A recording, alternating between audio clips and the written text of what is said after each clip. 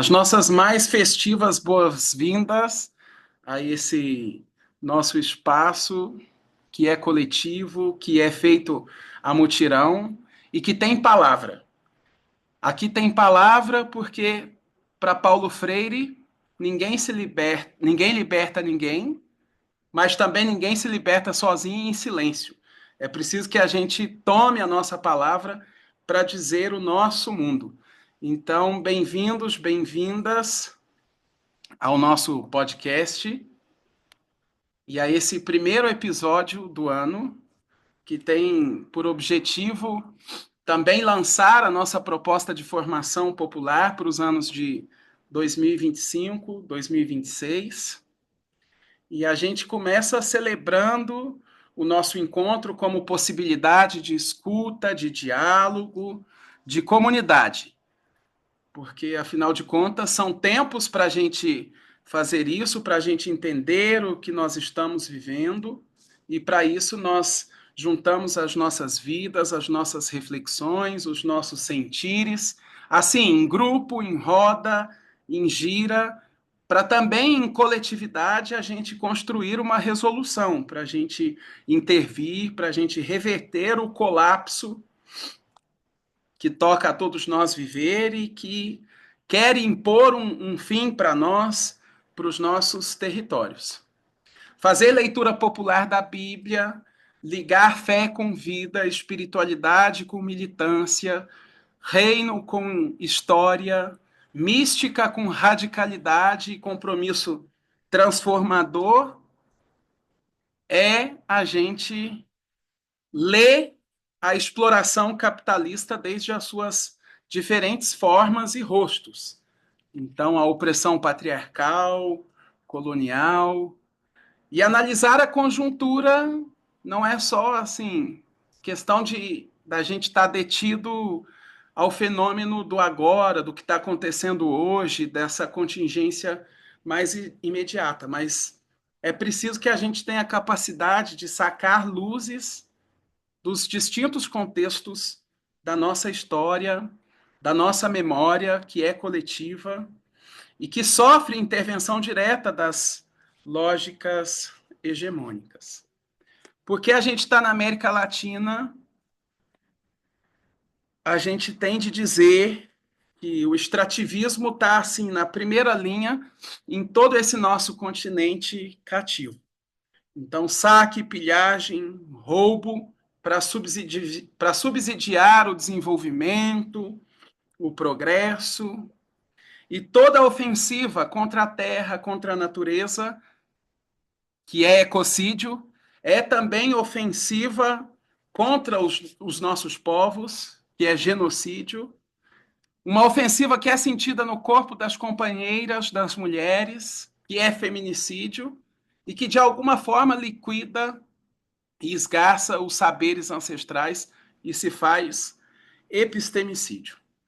Então, para a gente que sofre com o peso desse passado que insiste em se repetir no nosso futuro, a gente quer chamar um coelho mau aqui para nossa roda e ouvir uma canção de denúncia desde Porto Rico.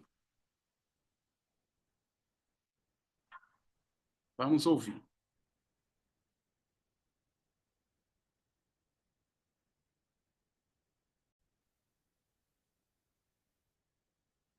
Esto fue un sueño que yo tuve.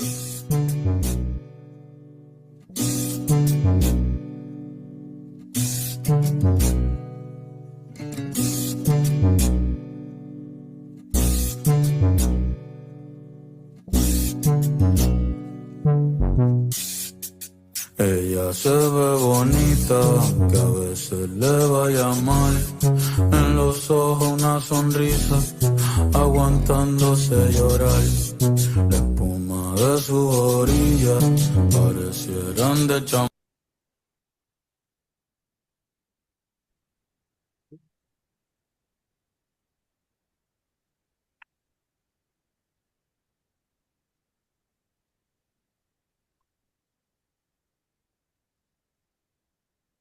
Deu pau. Não está carregando o YouTube. son alcohol para las heridas. Ixi, não vai.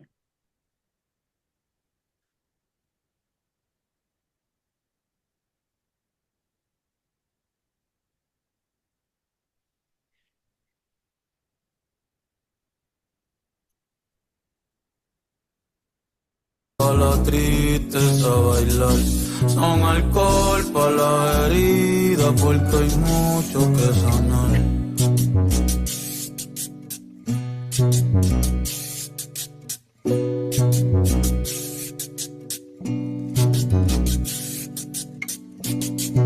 En el verde monte adentro no se puede respirar, las nubes están más cerca, con Dios se puede hablar.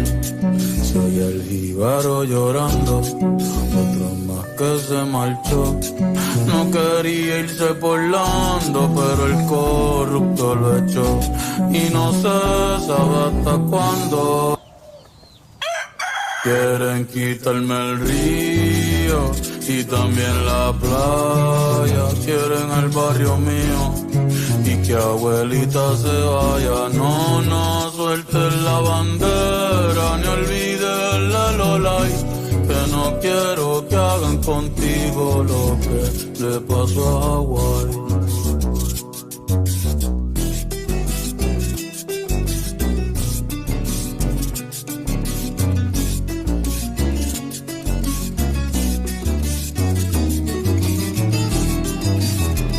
Cuidado, Luis. Cuidado.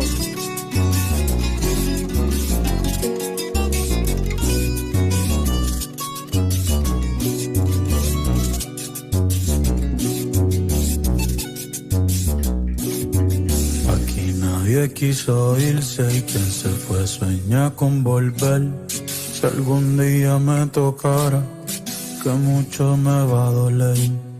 Otra jíbara luchando, una que no se dejó. No quería irse tampoco y en la isla se quedó. Y no sé, sabe hasta cuándo. Quieren quitarme el río y también la playa. Quieren al barrio mío y que tus hijos se vayan. No, no suelten la bandera ni olviden la lolay. Que no quiero que hagan contigo lo que le pasó a Hawái. No, no suelten la bandera ni olviden la lolay. Que no quiero que hagan contigo.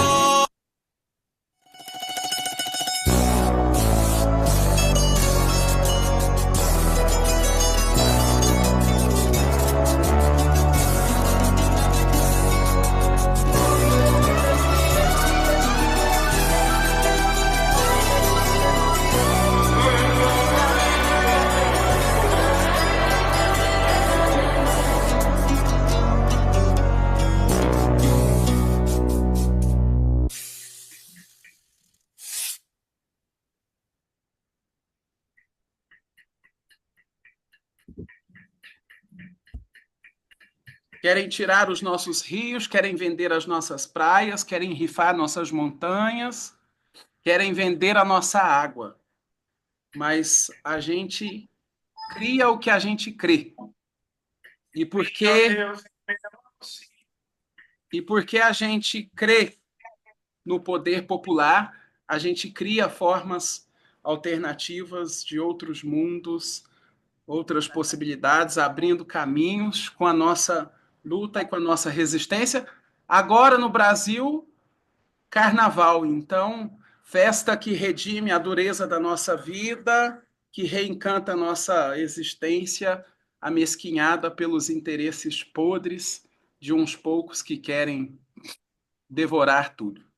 Então, bem-vindas, bem-vindos. O episódio do nosso podcast hoje está assim, desde aqui de Minas Gerais até a Paraíba, passando por Blumenau e mais ao sul no Uruguai, Paraná, chega na Colômbia e da Colômbia se estende para a América Central, em Honduras, até no México. Então, bem-vindas e bem-vindos todos.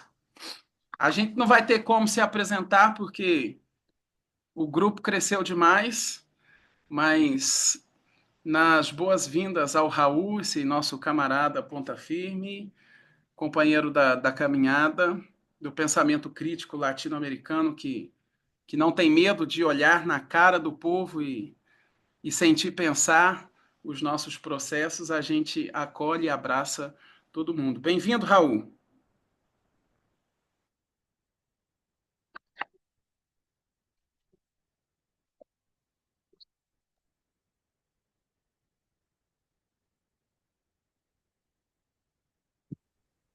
Boa tarde, boa noite.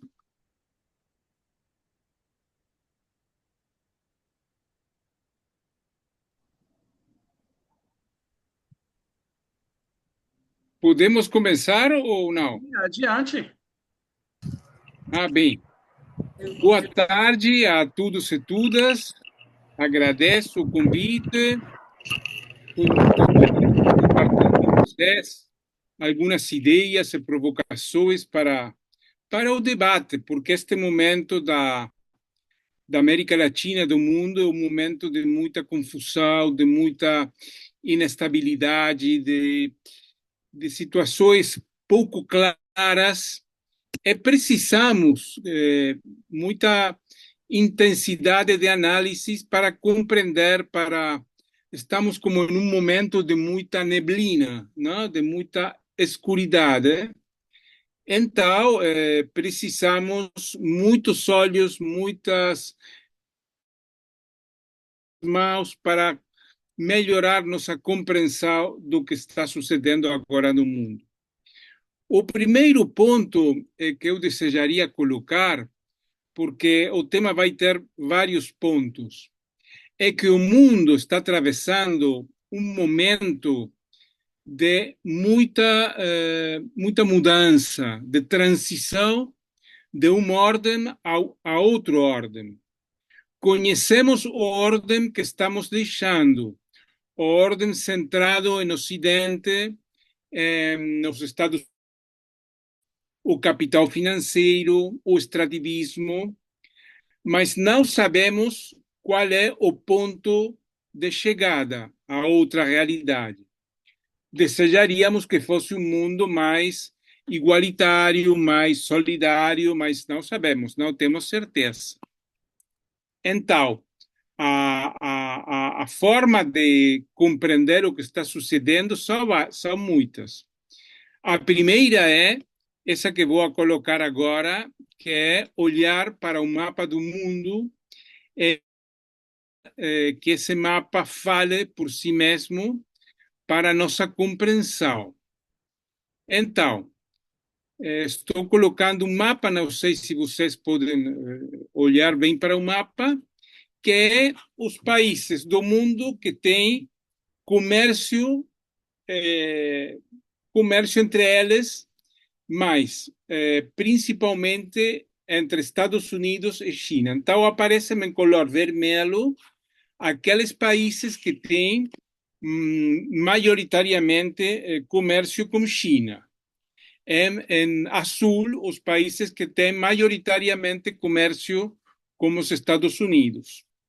Então, se vocês podem olhar para esse mapa, vão compreender que Ásia, menos um só país de Ásia, todos os demais têm relações privilegiadas com a China. África, só 4 países têm relações comerciais com Estados Unidos majoritárias, os demais 50 com a China. A Europa é um mundo à parte porque color laranja tem comércio prioritário com a Alemanha. Mas a América Latina, que é o nosso continente, vemos que está dividida. A parte do norte é azul. O Caribe, México, Venezuela, Colômbia, Equador são azuis. Então, o mundo está dividido. Tem África e Ásia mais olhando, mais interessadas em China, é a América Latina dividida. Mas vou colocar outro mapa para compreender um pouco a rapidez das mudanças. Ai.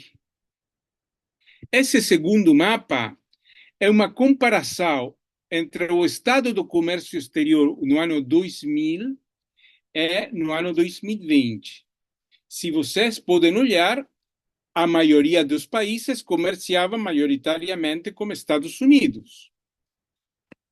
Interessante que em 20 anos o mundo mudou. E mudou forte, muito forte. Então, se você morar, por um caso, nos Estados Unidos, parte do capital financeiro, da classe dominante, vai sentir que o mundo se está convertindo em subsidiário da China, aliado da China. E isso é perigoso. Isso é um pouco uma das razões da política atual do senhor Trump. Mas agora quero olhar para esse mapa da América Latina, do México, Centro-América e Caribe. Se vocês podem ver, todo o setor é azul, mas Panamá é vermelho e Trump quer sacar a China do Panamá, e Cuba tem razoavelmente relações prioritárias com China. Brasil, Peru e os países do Sul são sócios comerciais da China, isso é muito importante. Mas países como Venezuela, que tem 25 anos do chavismo, não conseguiram mudar as relações internacionais. Podem falar muito das relações internacionais, mas a principal exportação de Venezuela hoje é petróleo cru para os Estados Unidos, e a principal importação é petróleo refinado desde os Estados Unidos. Então, você pode falar muito sobre o imperialismo, mas não conseguiu mudar esse ponto tão forte de comercialmente com os Estados Unidos. Divisão. A divisão em relação ao comércio internacional. Mas todos os países que têm color vermelho e os países que têm color azul, todos eles, no sul do mundo, todos eles são países que têm o modelo extrativista em seu interior. Brasil domina o modelo extrativista, mas Colômbia também, e tem duas cores diferentes. Então, eu gostaria de colocar um primeiro ponto.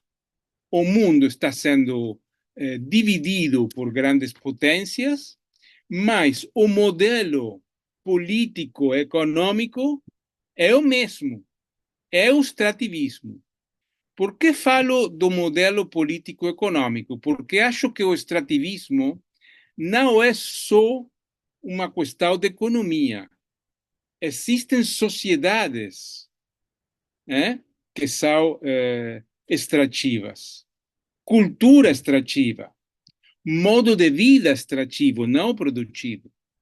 Então, isso é a primeira coisa que eu desejava colocar.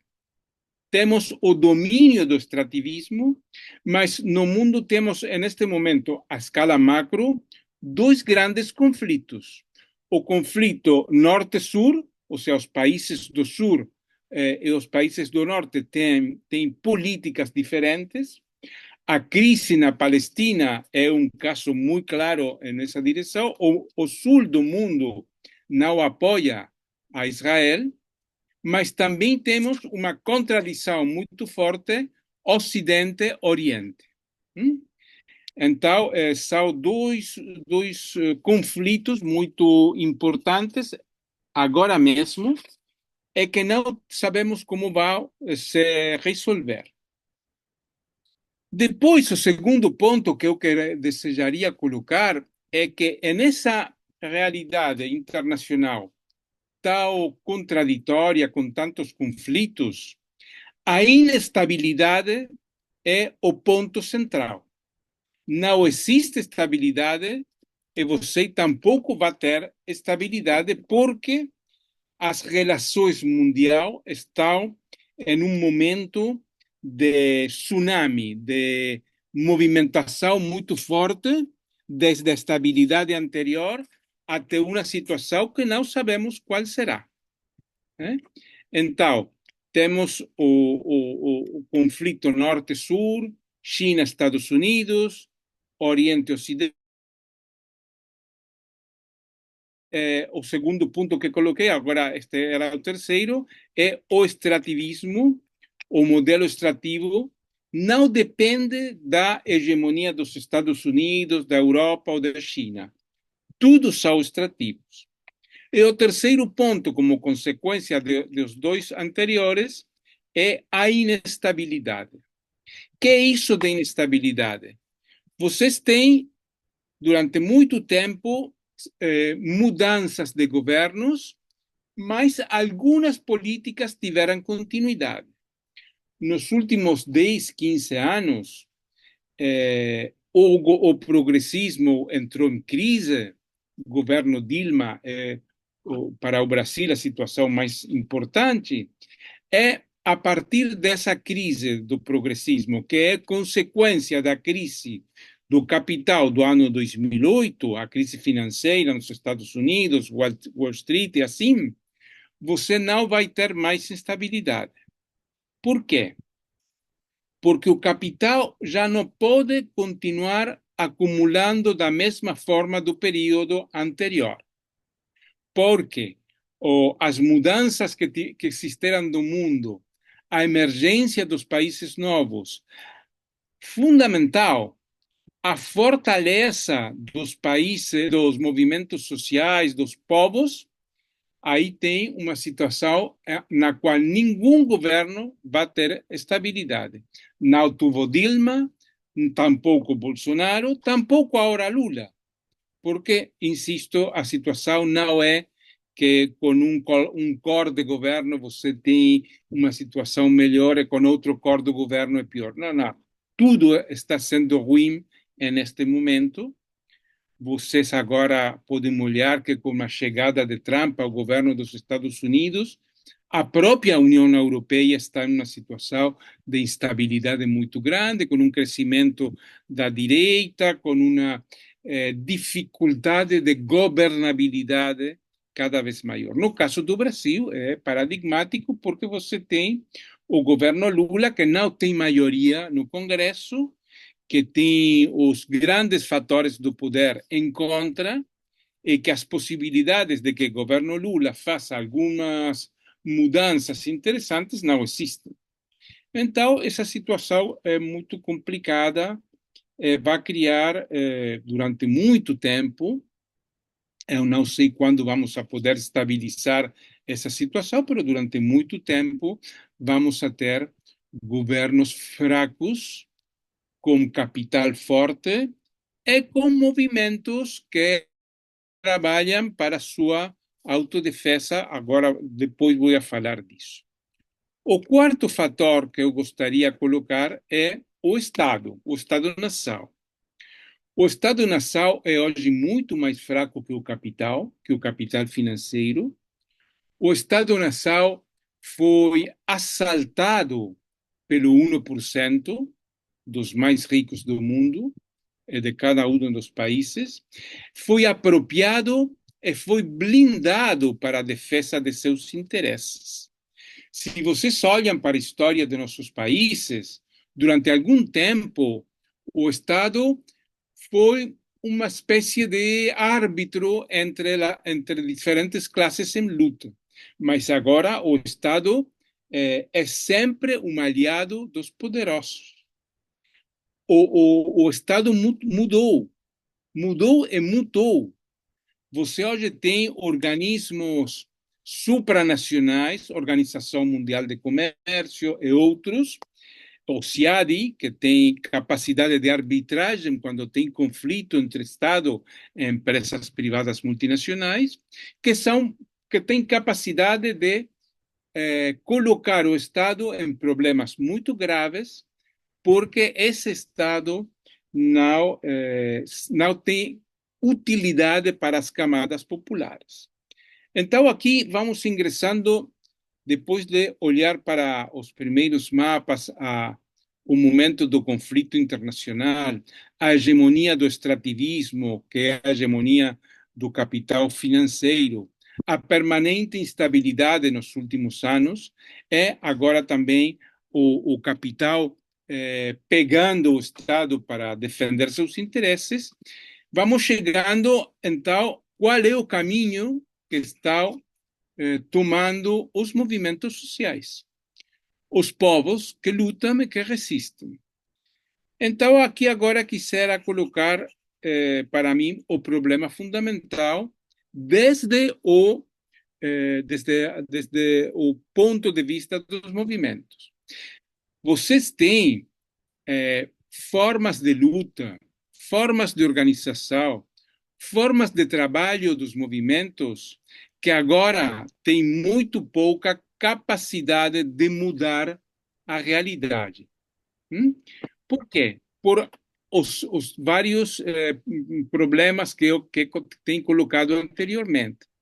Então, se vocês anteriormente, faziam uma mobilização para pressionar o governo para conseguir algumas leis, algumas demandas, agora isso não tem caso, porque o Estado tem sido blindado pelo capital financeiro. Então, tudo o aprendizagem, falar de tudo um pouco exagerado, mas boa parte dos aprendizagens da história dos movimentos sindicais, dos movimentos dos trabalhadores, hoje são pouco úteis para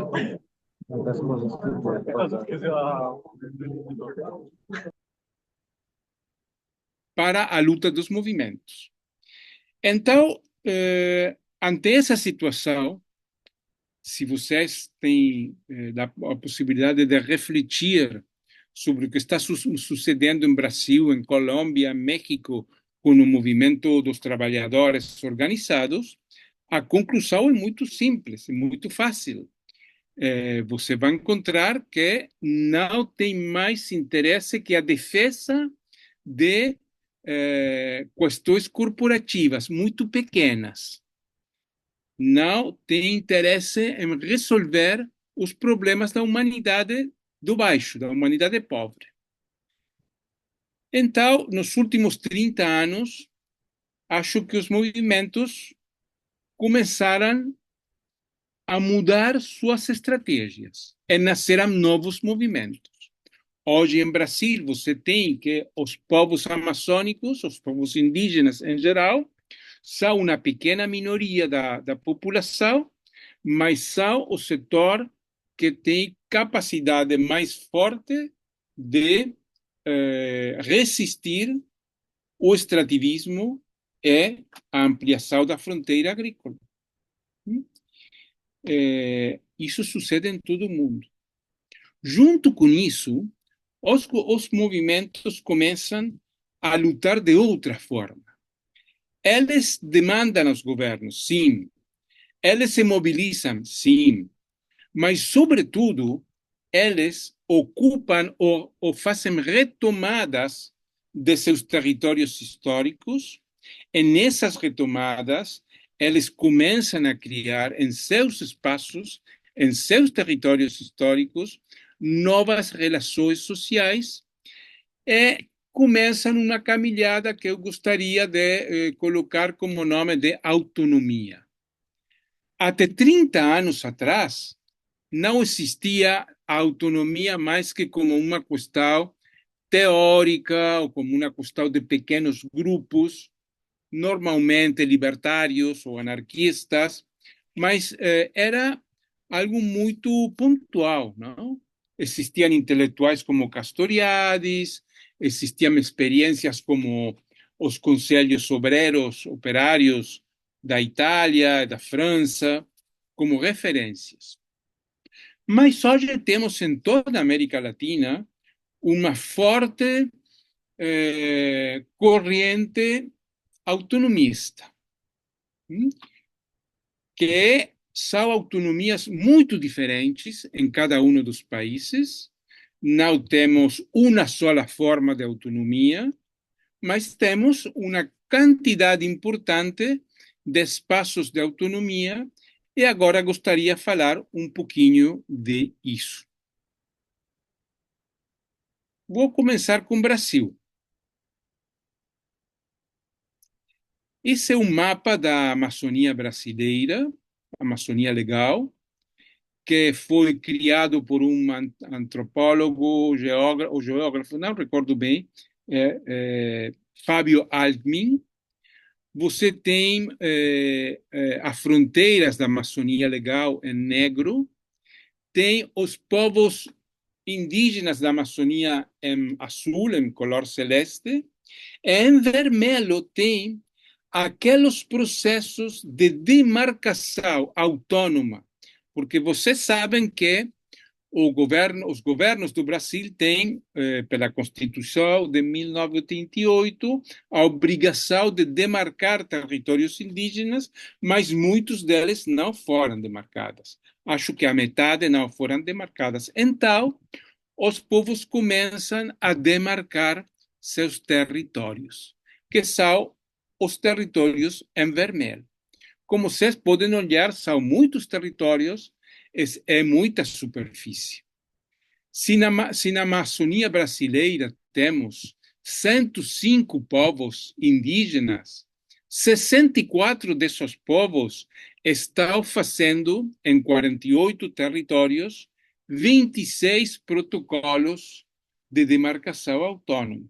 Isso quer dizer que os povos fazem assembleias, que estão organizados, que têm formas de autodefesa, porque você não pode demarcar-se sem defendê-lo, não? Então, temos 26 protocolos. Aqui tem o tempo como foram saindo esses protocolos. Começaram em 2014 e logo se foram multiplicando. Isso é muito interessante porque a superfície não é maioritária, mas não é marginal.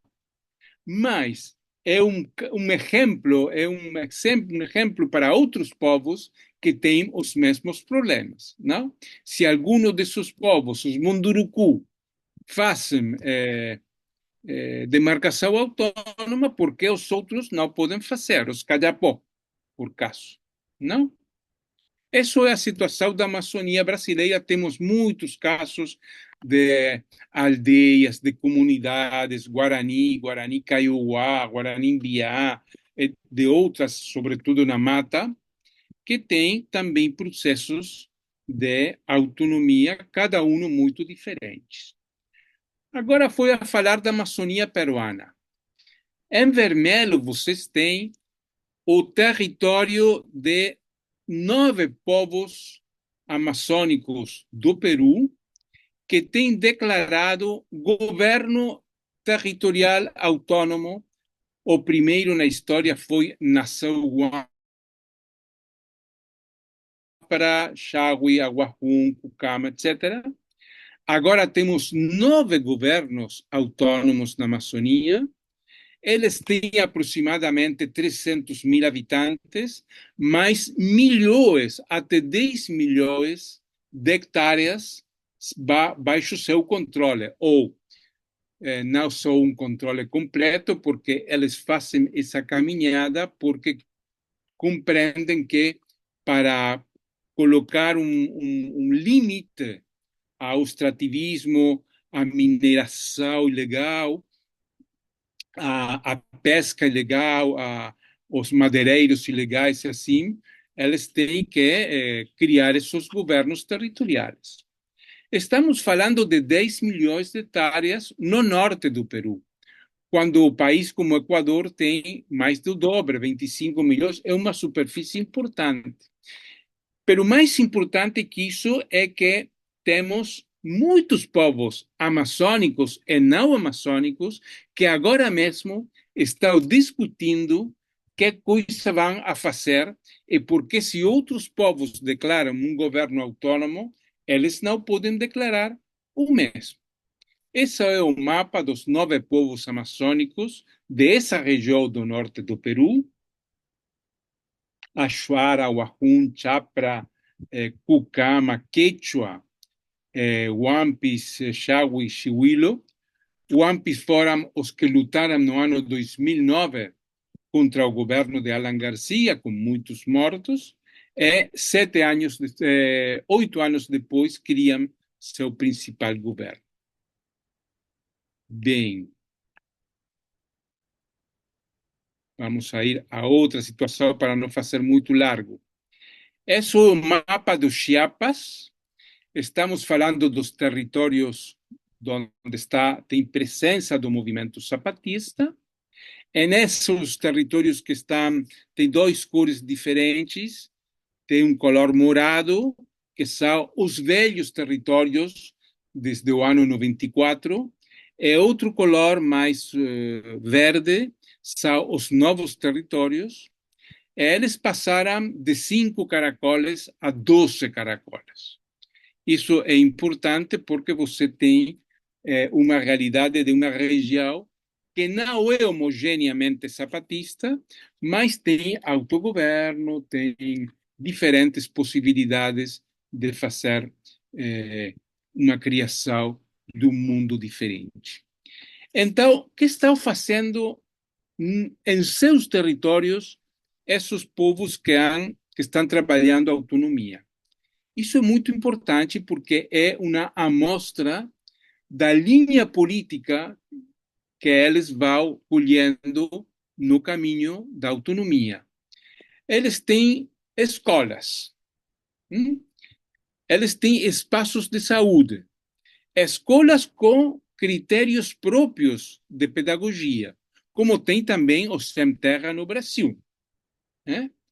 Saúde, tem clínicas de saúde, tem pequenas salas de saúde, ou seja, eles trabalham não só na educação e também na saúde com critérios próprios. No caso dos zapatistas, eles têm uma mistura da saúde alopática, saúde do sistema, com outra saúde que é uma saúde mais tradicional, com critérios próprios históricos de cuidado do corpo e do espírito.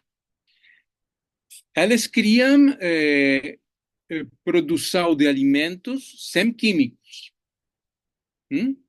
Eles criam, em alguns casos, espaços de poder.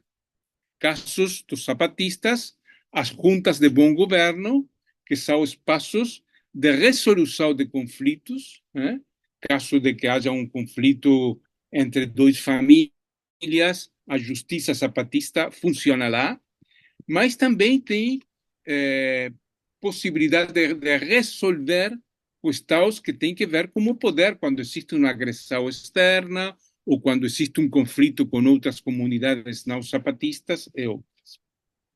Então, temos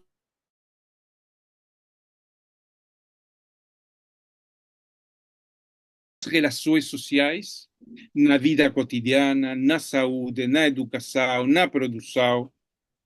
Essa é a principal mudança que está sucedendo hoje na América Latina, em Colômbia, em Brasil, em mundo mapuche de Chile, de Argentina, ou no México, no caso dos garífunas de Honduras e outros. Por que fazem isso? Isso é importante, porque o Estado já não escuta os povos, porque o Estado é apoiador do agronegócio, é apoiador da mineração. Incrível, agora o Lula, quem fala todo o tempo do meio ambiente, mas vai abrir a exploração petrolífera na Amazônia. Então, esse discurso, e estou falando de Lula, que não é o pior governo da América Latina, é um dos melhores. Ou o Lula tem vontade de fazer as coisas bem, mas a realidade não dá, porque a relação de forças não dá, porque a força do agronegócio é muito grande, a força do capital financeiro é muito grande, todas essas medidas que está colocando agora Lula da questão de déficit, de pacote de medidas eh, para impedir que o déficit seja muito grande, tudo isso é antipopular, é pressionado pelo capital financeiro e não tem capacidade de frear isso, de dizer não. Porque para dizer não aos poderosos, você tem que ter um povo organizado. Se você não tem um povo organizado, não pode fazer nada. Então, acho que os movimentos estão caminhando novos caminhos, caminhos que não sabemos como vão finalizar, mas onde anteriormente existiam na esquerda do mundo duas grandes tendências. Uma era a chegar ao governo pela via das eleições, dos instrumentos legais do sistema. E a outra corrente era chegar ao poder, ao governo, ao poder, pela via armada ou insurrecional. Se chamavam reforma e revolução. Mas desde há mais de 40 anos, 30 anos, quando a derrota das guerrilhas e o fim das guerras no Centro-América, você vai ver que essas duas correntes são uma só, é chegar ao governo. Se há luta, se não há luta, somente eleições. Temos uma nova corrente, que é a autonomia. A autonomia não é um caminho simples, um caminho muito mais difícil que o caminho das eleições, porque você precisa se organizar, você precisa colocar o corpo para enfrentar as classes dominantes, a caso de Dourados, Mato Grosso, não? No Brasil, os Guarani Kaiowá têm que colocar o corpo para enfrentar os grupos armados dos fazendeiros. É tudo assim. Então, é um caminho muito difícil, tem que trabalhar muito para sostener a autonomia e tem que ter vontade de ferro para trabalhar todo o tempo sem descanso. Então, não estou dizendo, autonomia, vamos a caminhar para a autonomia, que maravilha. Não, não. É um caminho muito difícil, que devemos ter consciência clara de que é um começo e não tem fim. Porque nas outras formas de luta, quando você faz a revolução, quando você ganha as eleições, aí dizer, bom, agora, outros vão fazer. Mas a autonomia tem que fazer você, como coletivos. A autonomia não pode ser que outros façam autonomia por você. Não pode ser delegada em outros. Então, temos essa nova realidade, mas é uma realidade muito complexa, de dificuldades, que muitas pessoas não gostam de trabalhar tanto, gostariam de estar mais tranquilos, mas essa corrente está sendo tomada, está sendo caminhada pelos povos originários. É fundamentalmente, e você vai ver no caso da Amazônia ou dos agora em Dourados, as mulheres dos povos. As mulheres dos povos são a vanguarda nesta luta por frear o extrativismo e ir criando novas relações sociais. Muito obrigado. Agora gostaria de dialogar com vocês. Valeu, Raul,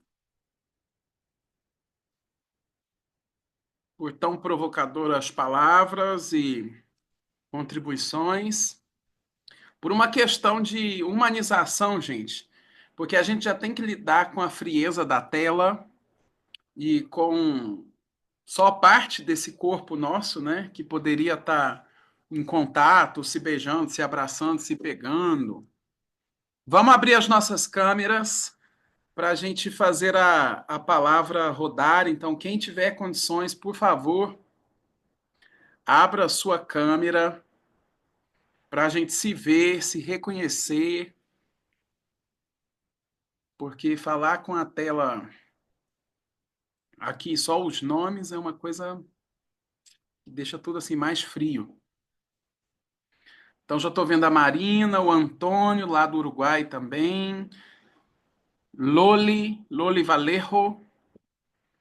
De onde eres, compa?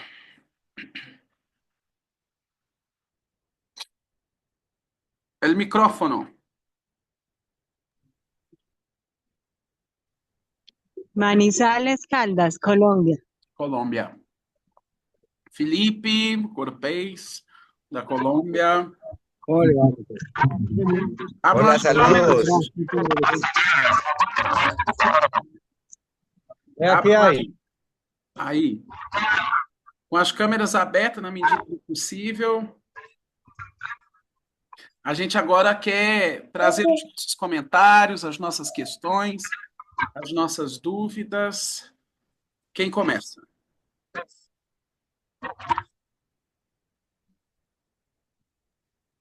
Eu, Joselene, Brasil, fiquei reflexionando, não? É um projeto de desmonte de los projetos de vida, não? Del bem viver. E me pergunto, assim, os ataques dos Estados Unidos a los territórios não são ataques solamente a los territórios, senão também a todo uma organização econômica. É isso?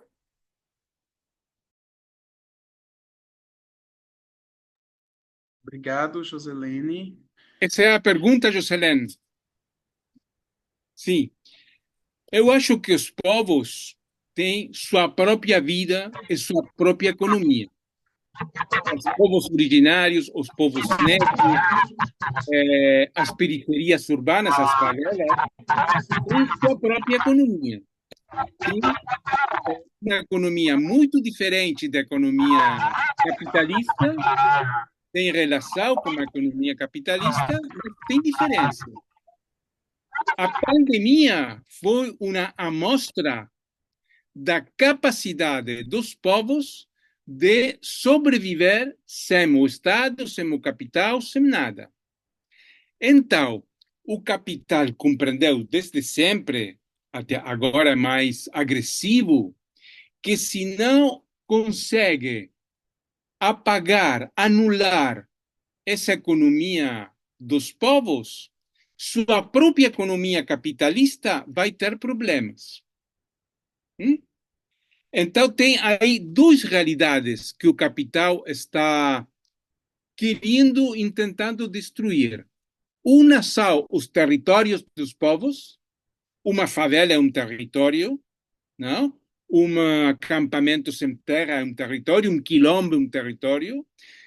Intervenir os territórios, porque nesses territórios tem bens comuns que eles gostam de acumular para ter mais riqueza.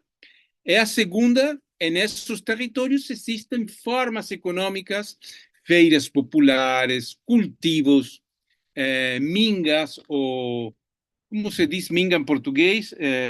Oficina. Na oficina Ou mutirão.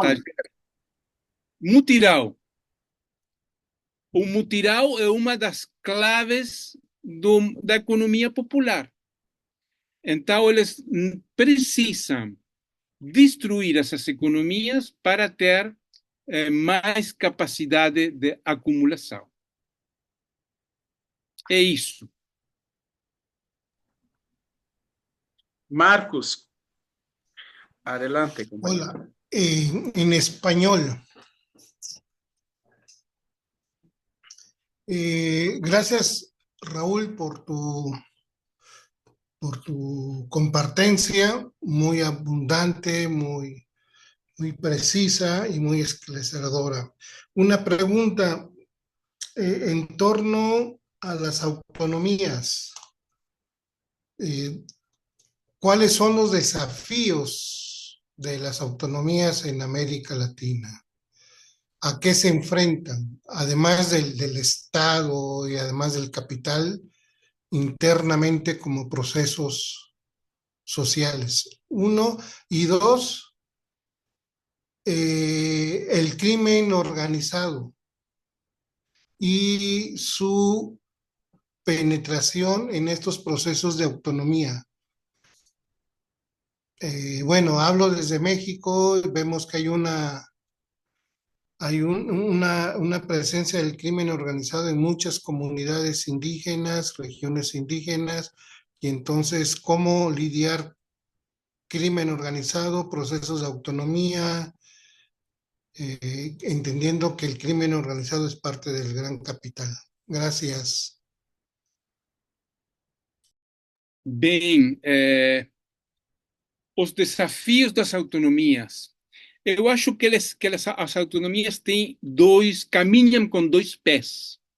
Um pé é a resistência, porque você, como grupo humano, quilombola, indígena, camponês, povo tradicional, que em Brasil tem muitos povos tradicionais, você sempre vai ao capital, o extrativismo, os fazendeiros vão tentar ocupar seu território, destruir suas criações, sua vida. Porque hoje o capital não acumula tanto explorando a mão de obra como plusvalia. Isso existe, mas existe muito mais a acumulação por despojo, por disposição, falava David Harvey. É o roubo, é a apropriação dos bens comuns. Então, a defesa é fundamental. Aí tem um trabalho de longo prazo, porque se você não resiste, se você não defende seu território, vai ser destruído completamente. Bem, segunda questão, desafio, se você, para poder resistir um tempo largo, que não é um ano nem dois, um tempo muito largo, você precisa criar as condições materiais para essa resistência. Saúde própria, alimentos próprios, comida própria, de qualidade, água. É uma espiritualidade que fortalece as capacidades de resistência. Então, há um diálogo entre resistir e criar o novo. Se você só resiste e não cria o novo, as condições materiais, sua resistência vai cair. E se você só cria o novo, mas não resiste, vai atrapalhar o capital, vai destruir o capital. Então, esses são os dois desafios. E tem que ser equilibrados. Não pode ser uma ou outra. O crime organizado é terrível, não só porque é violento, que isso já é muito forte, porque o crime organizado trabalha de uma forma diferente a como trabalha a polícia, ou as Forças Armadas, ou a Polícia Militar, a PM. Como trabalha a PM ou a polícia? Você vê a polícia chegar para a sua comunidade.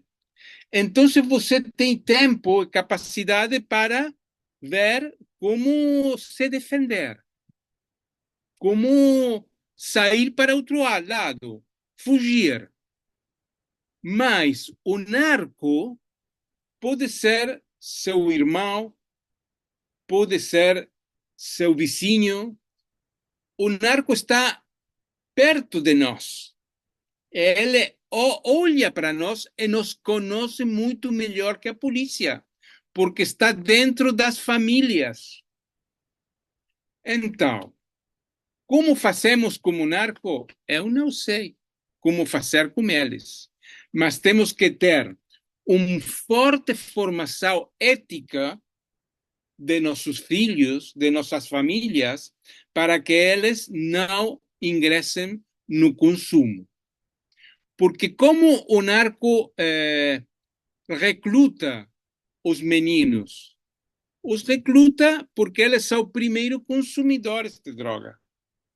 Então, ficam endividados.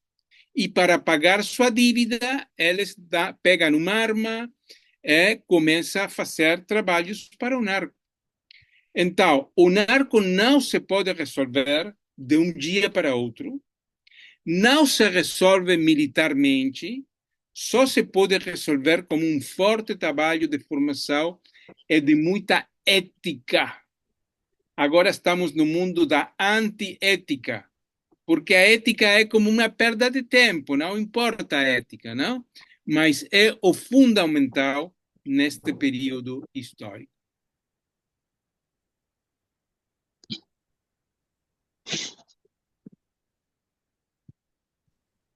Haja trabalho pedagógico e trabalho político, né? Mais alguma questão, colaboração, comentário? Eu vi que aqui no chat a Marina, lá do Paraná, perguntava ou pedia, Raul, que você falasse um pouco mais sobre o protagonismo das mulheres nos espaços de autonomia.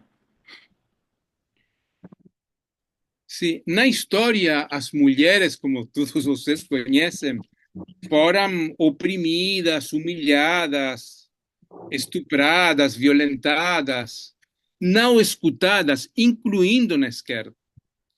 E se são mulheres faveladas, negras ou indígenas, muito mais. Mas agora estamos vendo uma nova geração de mulheres, algumas delas velhinhas, não? Que tem algumas características importantes. Primeira, as mulheres são a memória da cultura e da história dos povos. Você chega a uma comunidade indígena e normalmente os homens se vestem com jeans, não? Com tênis e assim, com uma casaquinha assim. As mulheres têm a vestimenta clássica, histórica dos povos, porque elas são portadoras da memória da cultura e transmissoras da língua. Essa é a primeira questão.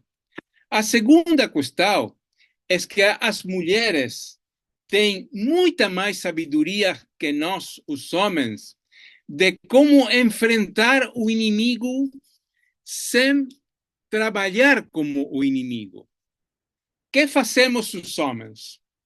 Quando vem um cara mau, nós respondemos da mesma forma. Ele ataca com violência, respondemos com violência. Essa é a espontaneidade dos homens. As mulheres têm outra sabedoria,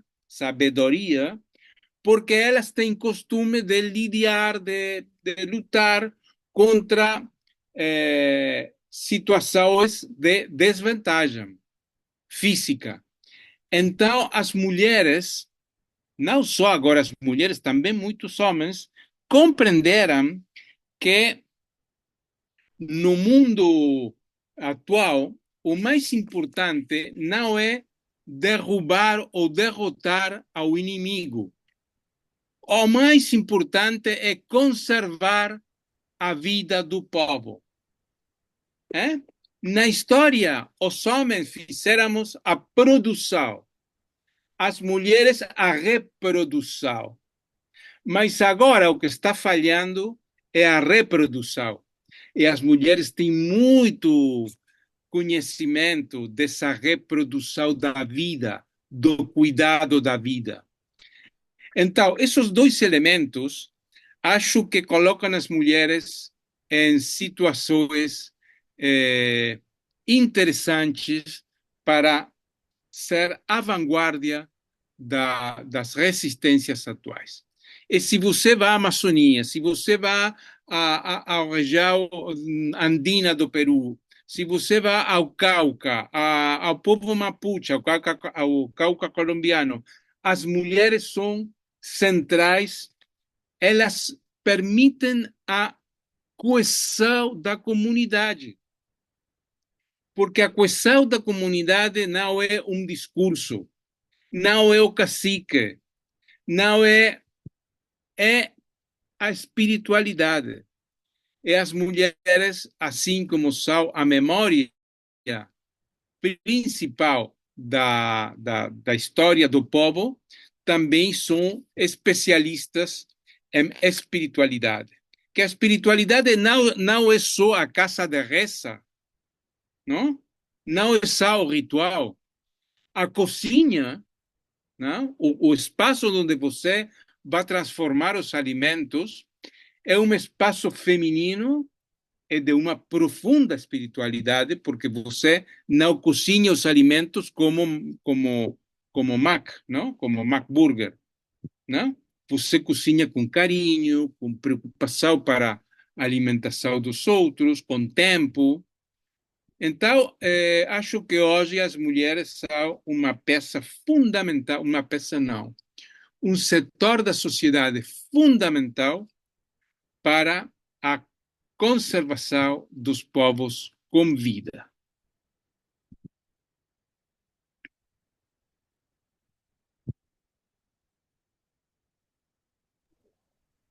Obrigado, Raul. Obrigado, Marina. Quem mais?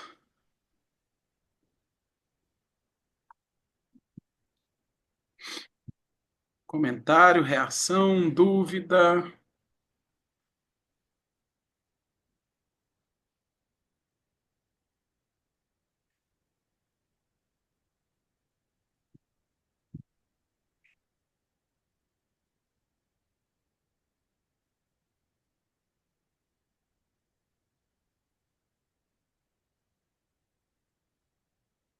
Marcos, mais uma vez. Antes de dizer, pessoal, vamos nos apresentar, dizer o nosso nome, de onde a gente está falando, qual organização, comunidade, coletivo a gente faz parte. Gracias, Marcos Leiva, de la organización Educa de México, Oaxaca, que está al sur. Nada como para lograr, bueno, perdone por tomar la palabra otra vez, pero me salió esta duda otra vez. Ya Raúl hizo todo al principio, cómo está todo el tema geoeconómico, geoestratégico, ¿no? Y entonces una pregunta, andamos en el mundo, por desgracia, en un proceso de ultraderechización, ¿no? Estados Unidos, Alemania ahora, etcétera. Y en América Latina, con gobiernos progresistas que a lo mejor no son tan ultraderecha, pero tampoco generan procesos de transformación social. Ante ese escenario, ¿qué con los movimientos sociales? ¿Por dónde empujar? Porque muchos movimientos sociales en los años anteriores empujaron a gobiernos progresistas, ¿no? Brasil, Ecuador, propio México ahora con Morena, etcétera. Pero ante esta derechización, ¿cuál es el papel de los movimientos sociales y qué con la construcción de las autonomías? ¿Por dónde tendría que ir este proceso? Gracias. Bien, eu acho que eu falei disso, não? Um pouco. Acho que os movimentos podem ter simpatia por um governo, mas não devem perder sua independência, perder os seus critérios próprios. Porque se eles perdem seus critérios próprios, vai ser muito difícil de recuperar. Um movimento, quando começa uma rodada para baixo, é muito difícil de recuperar. Então, você pode colaborar com um governo, você pode ter uma simpatia ou defender um governo, mas não deve perder, deixar a organização própria por esse apoio ao governo. Isso é, nós em espanhol falamos, pão para hoje é fome para amanhã. Pão para hoje e hambre para amanhã. Então, um dos grandes problemas dos movimentos e da esquerda toda é o curto prazo. A esquerda pensa agora em termos eleitorais, 4 anos. Você deve pensar em grandes ciclos históricos. Agora, na América Latina, podemos falar de outras partes do mundo, mas eu conheço a América Latina, estamos como no período das guerras de independência, quando lutavam os espanhóis e os portugueses contra os crioulos. O que faziam os povos? Bom, os povos apoiaram majoritariamente aos crioulos, a nova burguesia. Mas essa nova burguesia no poder foi muito mais ruim como os povos que os espanhóis ou os portugueses. Quando o Brasil consegue a independência, se cria a polícia militar. Para quê? Para controlar quilombolas, para controlar povos negros, que era o principal problema que eles achavam que iam ter. Então, a independência, a autonomia política dos movimentos. Outra coisa é a autonomia territorial, é outra coisa. Essa é a única, para mim, a única possibilidade de refletir em termos de mudança de verdade. Não uma pequena mudança eleitoral que não muda nada, porque logo os progressistas perguntam, mas para você, que é melhor, Bolsonaro do governo ou Lula? Não é uma boa pergunta, prefiro a Lula, sem dúvida, pero depois de Lula, que? Por isso o problema é só pensar em 4 anos. Depois de Lula, que? E se você tem um movimento fraco, não vai fazer nada.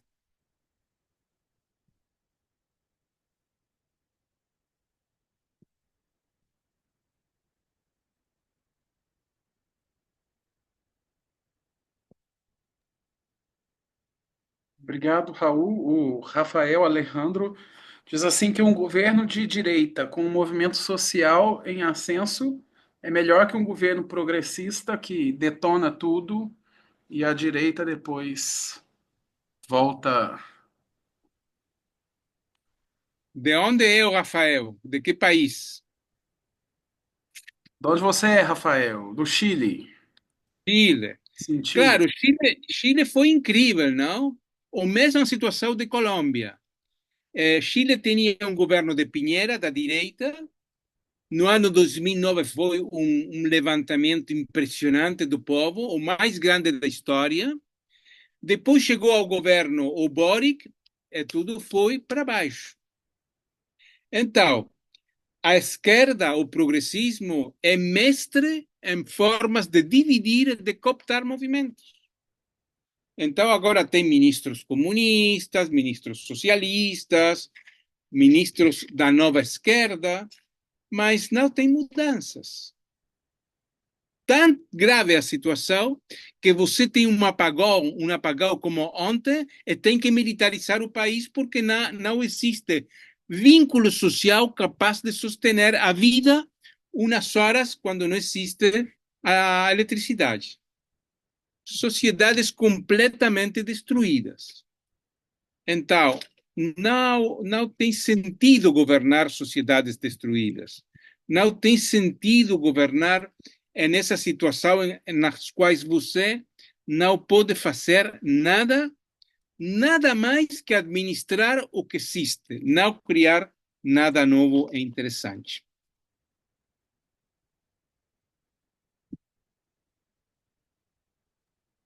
Adelante, Antônio.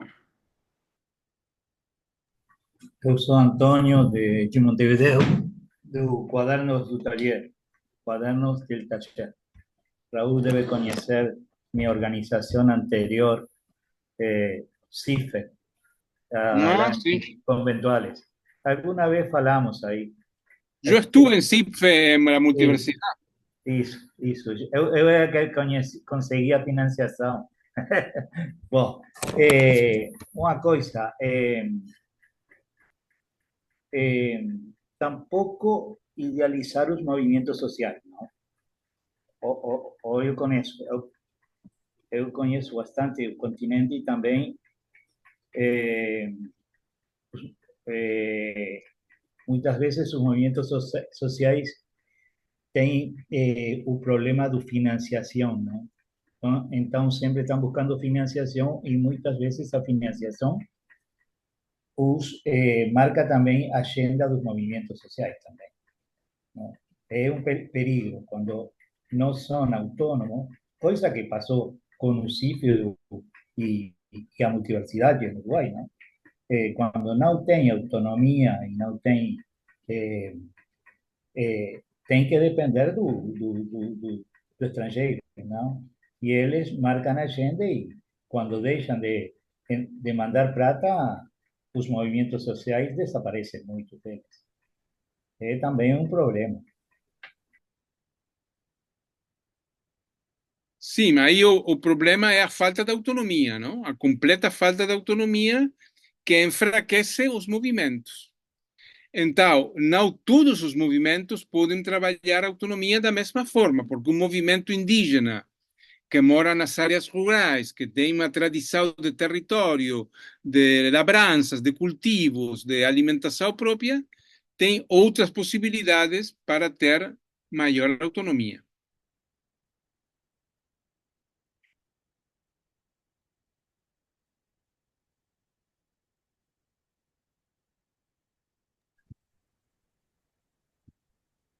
Mais alguém? Uma última palavra? Não?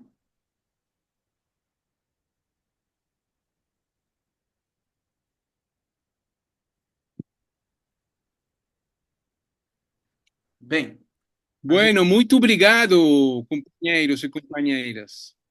a gente é que agradece, Raul, a sua disponibilidade, a oportunidade que nós tivemos de escutar, de dialogar, de trocar, de viver comunidade, ainda que aqui no quadradinho do Zoom.